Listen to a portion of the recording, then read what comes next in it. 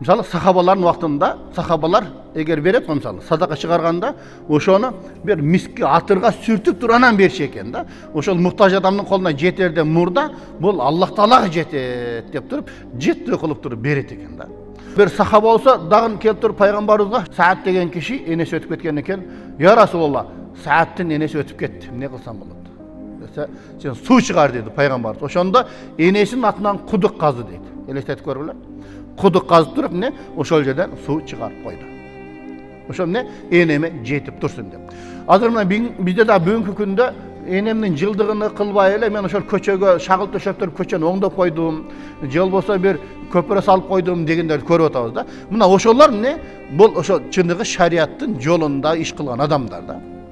Анткени мына пайгамбардын хадисинде келет да, эгер адам баласы өтүп кете турган болсо инката амалуху. Анын бүт бардык иштери токтойт, бирок 3 нерседен сооп тынбай жетип турат дейт. 3 нерседен тынбай сооп жетип турат дейт.